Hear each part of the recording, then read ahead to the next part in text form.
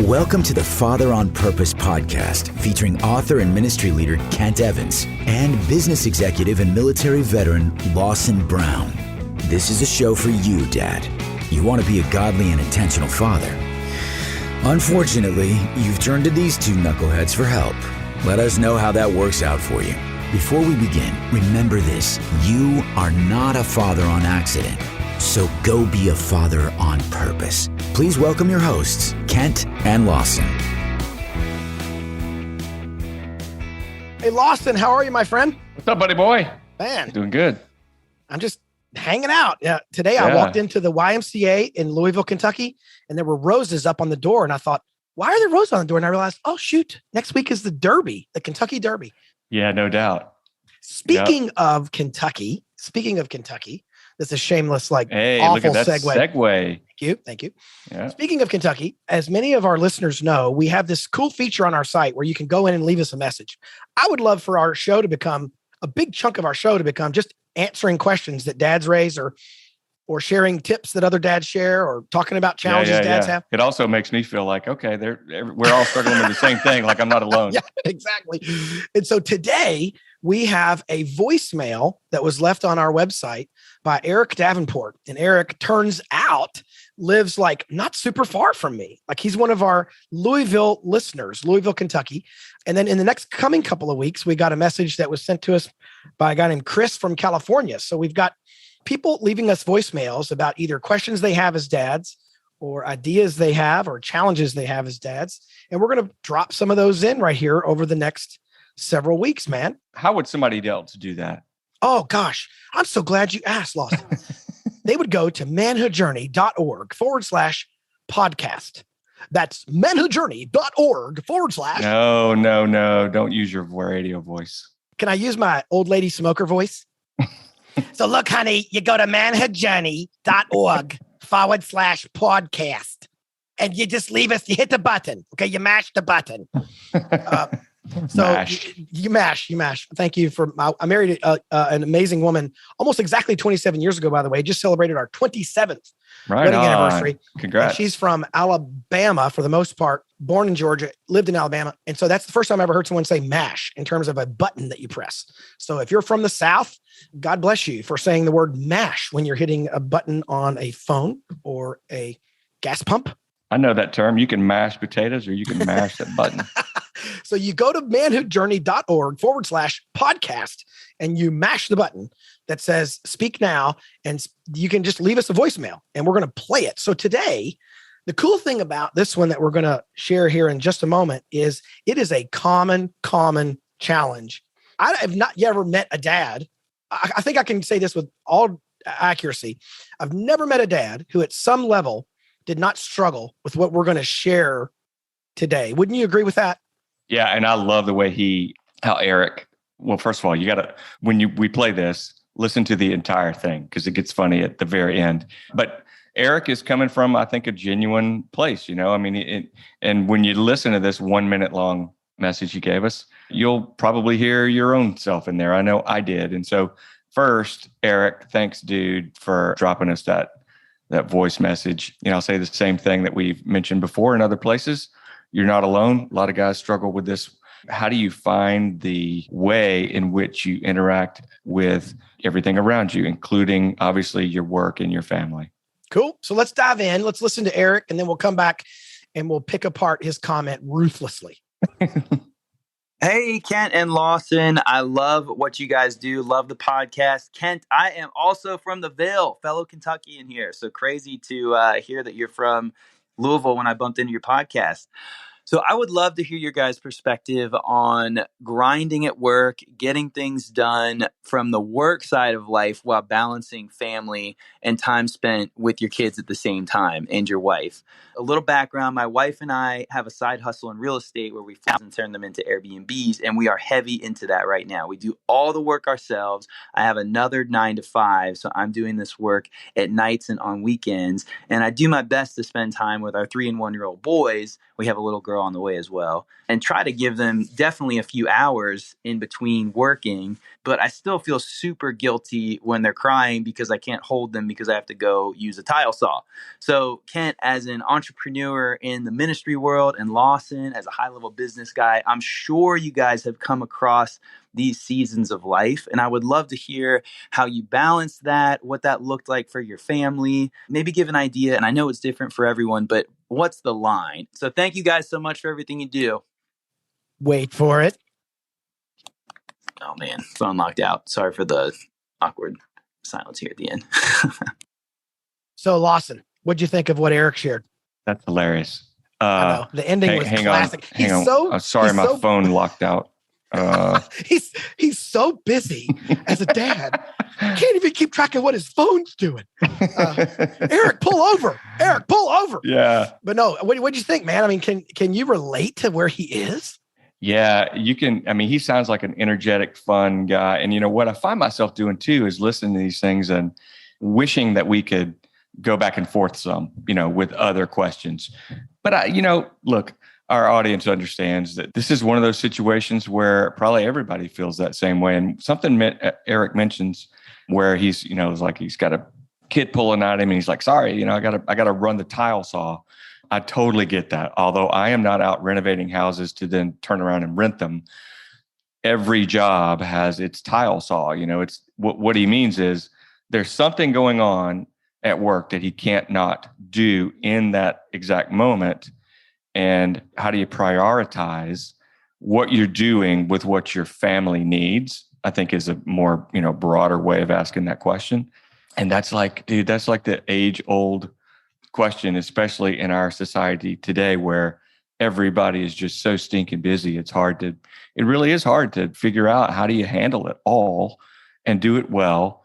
But I want to hone in on something. He says, talking about balance, he says, so what's the line? And that's what I would want to ask him, what do you mean? What's the line? I think I'm going to interpret it as this. If balance is the goal, and I think we need to talk about balance. If balance is the goal, is your thought process about where's the line? Well, I would say the line is, what does imbalance look like? Is it that you're spending 60, 20, 20, work, family, fun? Is it 70, 30 and you've cut out all fun? I don't think so. Nor do I think it's 50-50. I think imbalance could be, are there symptoms of imbalance showing up in your life in the form of disruption among your children that is seeming to get out of hand, or maybe strain between you and your wife, or maybe strain, at work that you're not handling correctly? I don't believe, and you can correct me, I don't believe there's such thing as harmony in life where everything is just like perfectly balanced. That's what I picture when I think of someone's got everything in balance, is this level of harmony where it's just like, okay, cool. Everything is just right where it needs to be. I'm really doing a good job of allocating time and effort to all the very different things. And it's all in balance, because I also think like once it's there, one little thing will tip it over, will tip it out of balance. And so I don't know. What do you think about that? So I'm glad Eric said the word balance, because I think a lot of us would express it in very similar terms, right? Even now, there's a bit of a movement, I don't know, last 5 or 10 years in corporate America that talks about work-life balance, right? And it's this idea that, there are moments when life has to trump work. I mean, and that's what corporations mean when they say it is, yeah, if you have a death in the family, we get it. Like you got to have a work-life balance, or you don't need to work here 100 hours a week. We're going to burn you out. And so there is that idea. I think what's interesting from my perspective is years ago, I had a friend of mine kind of challenge me on using that exact same word. And I've come to kind of warm up to his sort of challenge. He goes, here's the problem with the word balance. The problem with the word balance is it sounds like everything's equal. So what you're saying is, my wife is worth a pound of attention. My kids are worth a pound of attention. My job is worth a pound of attention. My Bible study is worth a pound of attention. And you see it like this giant plate with things all around it, and they're all equal. And his challenge to me was, that may not be the best way to look at life in terms of treating everything equal. And so I said, what do you mean? He goes, well, like your relationship with your wife needs to be the most important relationship in your life. You don't want to give her 5 minutes, your poker buddies 5 minutes, your fantasy football league 5 minutes, and like everything gets balanced, like it's all smoothed out and even.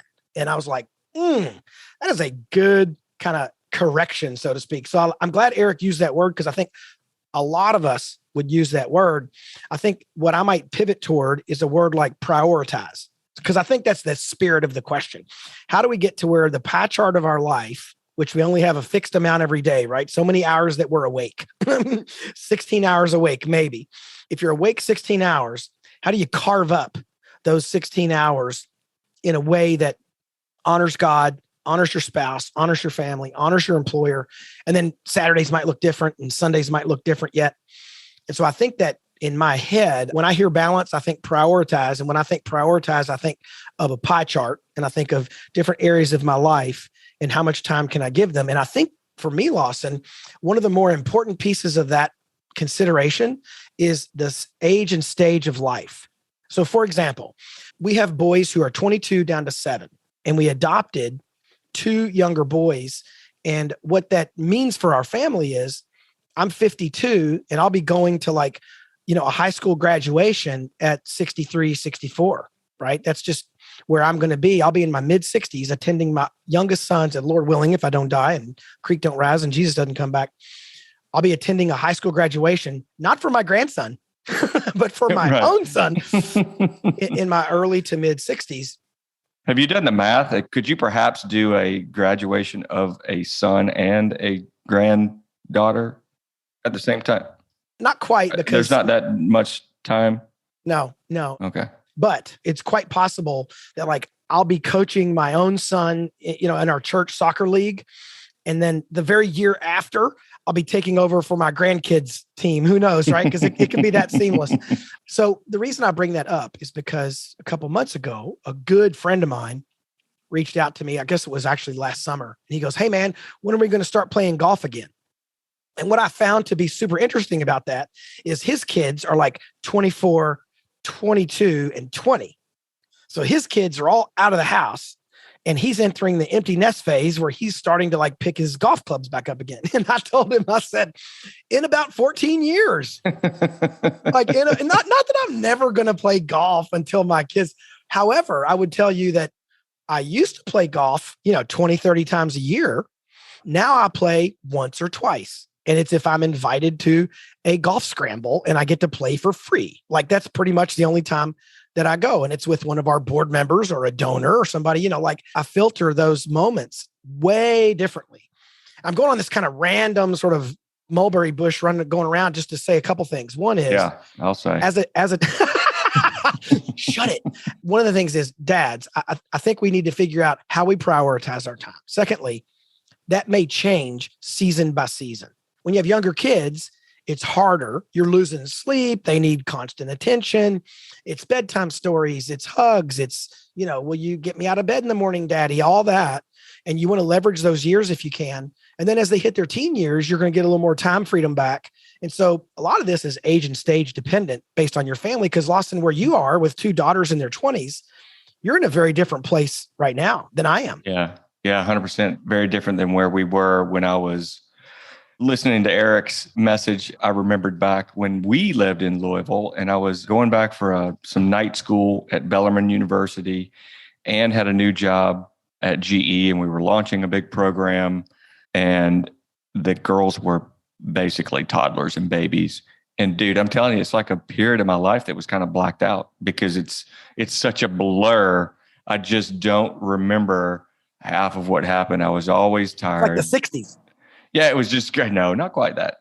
Different. That's different. Different blur. Yeah, there's different kind of blur. But you know what I mean? It's like, how did we get through that?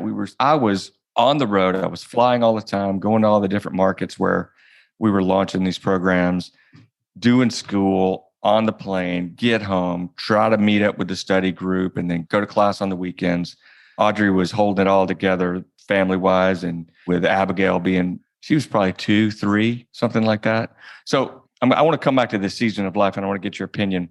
But that was a season of our life that Eric kind of spurred a memory from, because what I want to think through is seasons come and go, seasons change. And so when you talk about there's this pie chart, I agree with you. The things if you imagine a pie chart, the things that you need to spend your time and attention on and prioritize, those pie pieces morph, they grow and they expand. And then that means one other one can either grow or expand conversely. And so I'd say it's a dynamic pie chart that changes over time from day to day, from every season, whatever you want to. I want to dig into the word season, because here's what I have found myself doing in the past that I don't like. And Eric, sorry, I'm not saying that you did this. I'm saying I did this. And that is kind of... Here we go. No one will ever leave us a voicemail again after Lawson says whatever he says next. Eric made me think of times that I've given myself a pass by saying, well, I'm just in this season of life. And what that meant to me at the time was, well, that's just the way it's going to have to be, because I'm just in this season. It's winter. And so we just don't have that much food. And I've got to, Lawson, listen, I have a good friend named Dave. And when Dave was living like two lives, right? Like busy job, continuing education, et cetera, like coaching his kids. And he kept saying, man, I'm just in a busy season. I'm in a busy season. And eventually one time I looked across the lunch table at him and I go, bro, you've been in a busy season for 15 years. It's no longer a season. It's a lifestyle.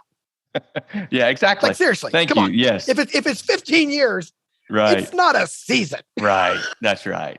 And so in Eric's case, they're renovating homes and putting them up on Airbnb. Maybe that is some planned, there's a finite period of time and they're going to be doing that. And then they get X number of houses and then kick back and watch the rental income flow. And that season is now over. Okay. Well, then to me, I think if that's where we're coming from, great. There are times in our life where you just go, I just feel so out of balance. I'm not spending time on the things that I need to. I'm not prioritizing what I know God has called me to do.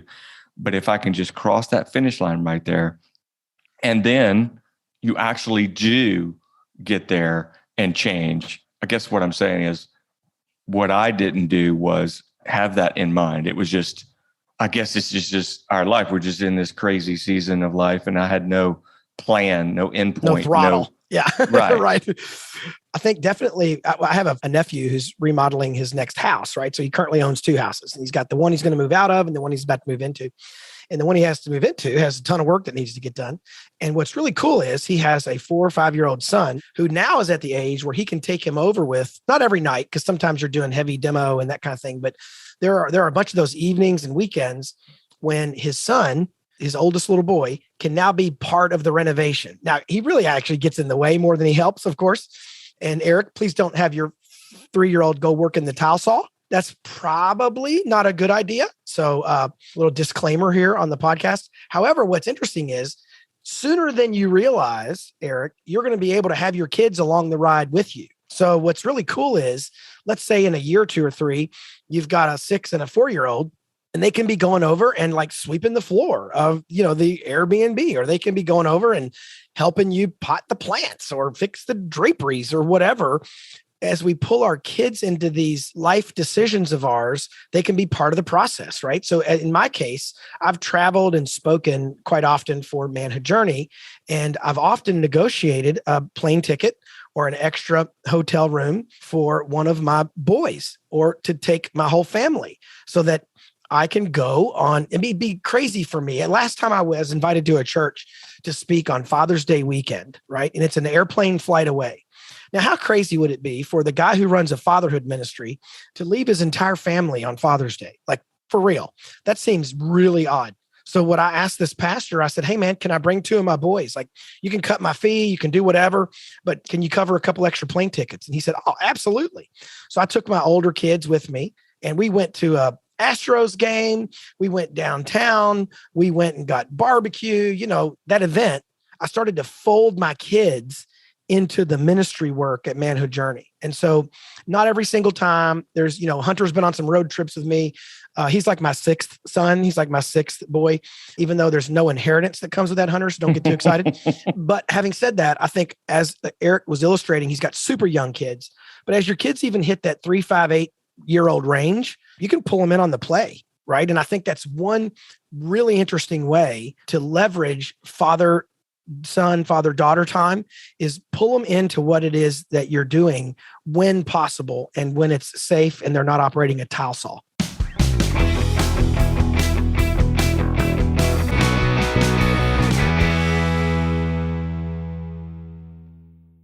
Hey, Dad, do you wrestle with anger?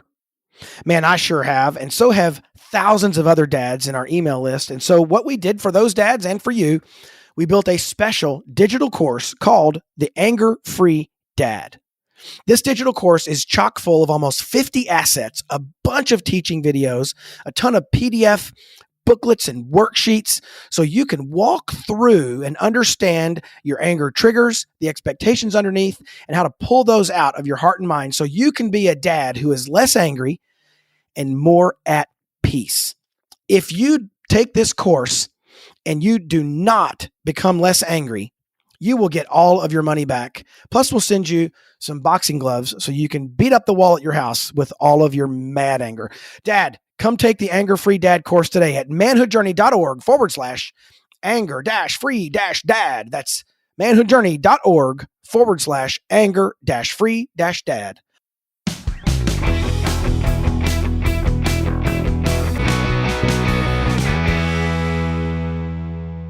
I remember the times of sitting in a 3.5 hour dance practice or gymnastics practice that Olivia was doing, or a swim meet that Abigail was doing, or sitting around in the audience while they were practicing a performance in a high school play, and I had zero to do, meaning I had nothing to do with it. I wasn't a sideline coach, I wasn't involved. Some dads have kids where you are like a part of the coaching team for their league or whatever, and you get to spend time with them in that way.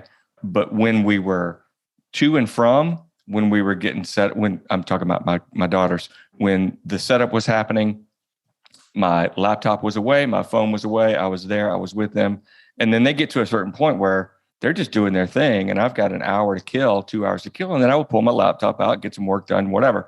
And so was I out of balance? Did I have my priorities right or wrong? I did what I thought I could do. I wanted to be with them, and I wanted them to know that I was there, and that was my priority. But then in the time when I could use it, I went and did what I needed to do. So it's like, it's not so cut and dry that you can measure it or understand in some sort of a linear fashion how you're doing. And so I guess what I'm leading to is a couple things. Ask your kids. Ask them how they think you're doing. They know better than anybody how to best be their dad from their perspective, and get their thoughts on it. I still do that. And then something else I want to hone in on is, I think in our day, there's a real drive for always having something to do versus, I think back on my granddad, it was nothing for us to just sit out on the porch for, I think what I remember as being hours, probably like 12 minutes, but yeah. I know, but right. But it was just relaxing, and it was part of life, and we just had this time. And so as fathers, I think part of our job is to be guardians of the rush and hustle and bustle and just doing too much. And I don't know where we want to go with that, but I do want to encourage dads to have like patience in the process. Yeah. Let me share a quick story about a week ago. At the time we're recording this, a friend of mine who's a pastor in Missouri stayed with us for 3 nights while he went to a conference here in Louisville. And while he was here, he told me this story, which, man, if you're a crier, you should probably get a tissue before I start this story. It's brief. He was playing with his 1 or 2 year old daughter at home, and his wife was there. And so he's playing with his daughter, and he's having this fun moment. I don't know what it was, tea party, dress time, whatever it was. And a text came from one of the parishioners at his church. And he said to his daughter, "Oh, excuse me, honey, I need to take a quick look at this." So he walks off, and then he takes care of that text message, and he comes back. No daughter, only wife. And the daughter's gone. And he looks at his wife and she goes, "Do you see what just happened?" And he like almost couldn't get any words out. And she goes, "These moments are few and far between, and she'll be gone before you know it. That parishioner can wait." And so he told me this whole story, almost like tears in his eyes. And he was like, "Man, my wife really spoke life into me that day and helped me see a blind spot that I had. And I'm not going to ever let that happen again." And so what's interesting is the other thing I would say as dads are trying to wrestle with this idea of balance and time and, where does the right priority fall? And are you giving too much to this or that in the given season of life? If you're married and if you have a wife, ask her what she thinks. And I think my wife has always been a source of immense insight and wisdom for me. And if she says to me, "Hey, you probably need to talk with one of your kids about subject X," man, it's like almost the next thing I go do, because she is on it. And if she ever tells me, "Hey man, the way you dealt with him was really harsh, and I think he's really upset about it," I can't ever think of a time when I thought, "Man, she's just crazy. She's just nuts. She's wrong." She's always on it, man. She's right. And so as dads are wrestling with this, not every dad is married. Some dads don't have a wife to bounce stuff off of, but the vast majority of our listeners are married. Listen to your wife. She will be a great weather vane for you through these different seasons of life. Yeah. Yeah. Something I wanted to finish up on this part of what we're talking about, Romans 12:2. "Do not be conformed to this world, but be transformed by the renewal of your mind, that by testing you might discern what is the will of God." And here's the part that struck me is what is good and acceptable and perfect. And, like I was saying, the world we're in is busier, is more productive. The more you have, the better you're doing, all those things. God's timing is perfect. He knows where you need to be spending your time in your career. I'm talking to dads who are ambitious. Don't try to rush him. He won't budge, and you'll just get tired and frustrate everybody around you when you try to make something happen too far, too fast. And so I guess what I want to come back to is like, it's okay to rest in where we are right now. And if that means that we're not getting done, air quote, getting done everything we feel like we need to be getting done, but your focus is on the children that are in your home right now as best you can, then I think that is a way to test like he's saying, test that you may discern what is the will of God.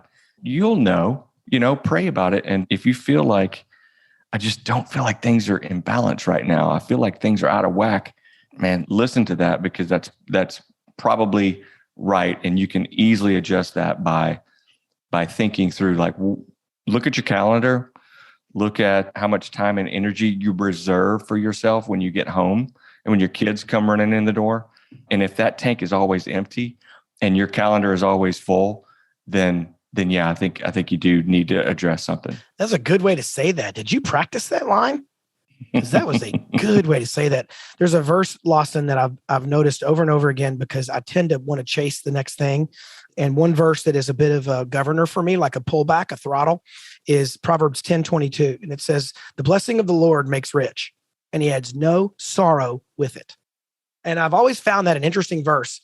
The blessing of the Lord makes rich, or brings wealth, depends on your translation. And he adds no sorrow with it. Proverbs 10:22. And I think what's interesting about that verse is we tend to only look at wealth in purely dollar terms, where if you think of this as a more of an agrarian society that this would have been written in, wealth would have been perceived as a good harvest, a good crop. And that was even more true for them, right? Because you can't control sunshine, you can't control rain. And so you kind of knew if you had a bumper crop, praise the Lord, right? Because he gave you just the right ratio of sun and rain and no crows taking the seed. And so there was more of a direct tie to God's blessing on a farmer and his produce and his wealth than it is today. It's for a stockbroker or a podcaster, where it's like, no, man, if I record more stuff or I write more books or I sell more things, I can dissociate my wealth production from the blessing of the Lord a bit. Interesting. Yeah. Mentally. It's right. Not true, but mentally. Where if you're a farmer and you think, you can control the sun, the wind, and the rain. You know better. You learn that over time as a farmer. And Proverbs 10:22 says, the blessing of the Lord makes rich, and he adds no sorrow with it. And one of the things you made a comment about pacing and not getting ahead of God. That is a tough challenge, man, especially in like Western US kind of mindset. Bigger is better, and money makes the world go round, and time is money, that kind of thing. Time isn't money. Time goes one direction, and you cannot create more time. You absolutely cannot create more time, but you can create more money, right? I have a friend, John, who was really wealthy at the end of his life. He's already passed away, but in the second half of his life, he's very wealthy. But in the middle of his life, he had bankruptcy and all kinds of trouble. And he said to me, Kent, one time, he goes, I got a PhD in finance. I was 7 figures in debt, and I got a PhD in finance. He said, all I wanted to be was broke. My only objective was to get back to zero. And then he went flying past zero into the millions. But the point of that story is he could go to negative, right? 7 figures in debt, and work his way back to positive in one lifetime, in maybe 15 years. But you can't do that with time. You can't recover time. It moves in one direction, linear, and that's it. And so for us, the challenge becomes in seasons of life. I want to encourage every dad out there who's kind of where you, me, and Eric have been at some point. We're finite. Like, we are finite individuals. I mean, if you have any sense about it, you spend almost a third of your life sleeping anyway. What is that stat? Is it something like 70% of your time, your physical time spent with your children is before their age, what? Yeah. By the time your kids have hit the age 18, there's different numbers out there, but I've looked at a bunch. I'll average them together. By the time your kids hit the age 18, you have spent somewhere between 70 and 75% of all the time you'll spend with them for their entire life. Their entire life. So as they go 19 and 20 in college and marriage, and then you see them at Thanksgiving and Christmas and maybe Sunday dinner if they live in your own town, and you get down to a couple hours a week if you're lucky, right? If they live nearby. And so that curve drops off super sharp after they turn 18, 19 years old. And so you have about a quarter of the time left after they leave your house. And so it's difficult, man. You got to hold on, and you got to do what you got to do. By way of closure, Lawson, maybe let me just tell a personal story in this regard. When I was in my early 40s, I got an opportunity to take a job that took me overseas fairly regularly. And quite frankly, I had almost an unlimited travel budget, and they would have liked for me to be there every single month. And I'm talking like Paris, London, India, Hong Kong. It would have been just nonstop. And I remember going over 2 or 3 times in about a 2-month period, and then sitting down with my boss at a hotel in Normandy, France. And I sat with him and I said, you've got the wrong guy for this job. And I'd been in the job maybe 2 months, 3 at the most. And he goes, what do you mean? And I said, I am not coming here every month. And if that's what this job requires, I will help you transition and will move me into a different role, or I will resign. And he was pretty shocked. The reason he was shocked was because travel at that company, in that culture, was seen as a status symbol. Like, the more you traveled, the more important you were. And to some degree, that is kind of true. All the executives traveled a lot, and the lower ranked people didn't travel as much. And so your travel mileage was a sign of your status at that company. And I just looked at him and I said, brother, I'm not in a season of life when that makes sense for me. And I said, now, quarterly or on occasion, why not? Can I do most of this job from where I'm based? And he agreed. And to this day, he and I are still close friends. And if I ever needed a job, he would actually probably hire me again. We had a great working relationship. And it was not because I was mean or hateful or threw the gauntlet down. I just said, man, I just think you have the wrong guy. And it was a season thing, right? It was a season thing. And I think one of the challenges we have as dads is we want to go where we're getting the biggest pats on the back and where things appear to be the most victorious and we can keep the score the most. And so we head toward that job with the big travel budget, or we head toward that job where we got to be in a different city every night of the week. And again, sometimes you just go do that and it's a season and you choke it down. But in my case, personally in my case, I was imploding, like mentally, emotionally. I'm not a crier. I'm really not much of a crier. I may cry once a year. And it's basically at the same song we play on Easter. Oh my gosh, I can't stand that song. I love it. And I cry at the same song. Once a year, I cry on Easter. And I was literally in a hotel room in Grenoble, France, crying like sitting on the floor of my hotel room going, why am I in the middle of Europe? Like I was like, what am I doing with my life? And I remember leveling it off and figuring it out. But the point was, I look back on that season, man, and it was nuts. It was nuts.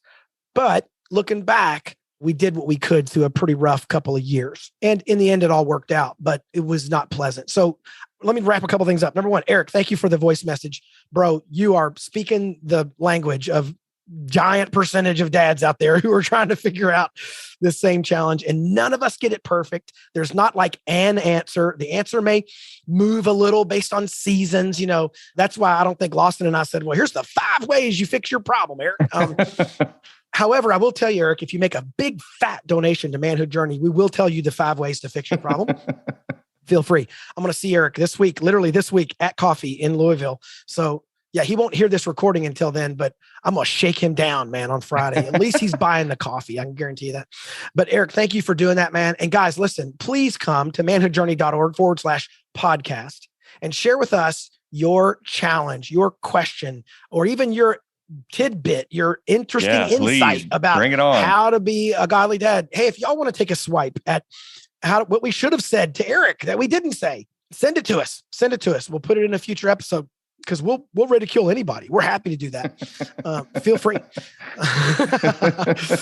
Secondly, I want to let you know next week, we're going to have, I think next week or in the next week or 2 or 3, at the time this drops, we're going to have an interview with none other. Well, I can't tell you the actual name. It's a secret, but it rhymes with Ken Blanchard. It rhymes with Dr. Ken Blanchard. You may not remember that name because you're too young. If you're under like 40, you're probably going, who is Ken? Man, the guy is one of the top 25 authors on Amazon of all time, literally. He sold over 60 million books, 16 or 20 of which, just one book, The 1 Minute Manager.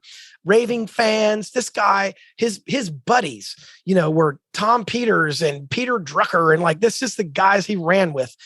And Ken Blanchard shared with us for almost 45 minutes, maybe 50 minutes, about fatherhood, grandfatherhood. You talk about a guy who had to manage a busy lifestyle. This guy was traveling and being asked to go lots of places in his 30s and 40s and 50s. He said he was celebrating the 62nd anniversary of his 21st birthday or something. So I think he's in his early 80s. I can't do the math that quick. We had a fantastic interview with Ken Blanchard. You're going to want to come back and subscribe now so you don't miss an episode, because that's coming up very, very soon. Lawson, final word to you, my friend. Wrap us up. Yeah, I want to encourage dads, as we always do. You don't have to get it perfect. You just have to make an effort to get it right and talk it over with your wife. And for you guys that are out there, you single dads, for whatever reason, you are out there and maybe you don't have a wife to bounce things off of. I just want to encourage you as well. You can go to your father in prayer and he will guide and direct your thoughts. And then also, please keep listening. We'd love to hear from you guys as well. Come to the website, leave us a message, leave us maybe an idea that you've cracked the nut on something. We'd love to share that as well. So thanks, guys. We'll talk to you later.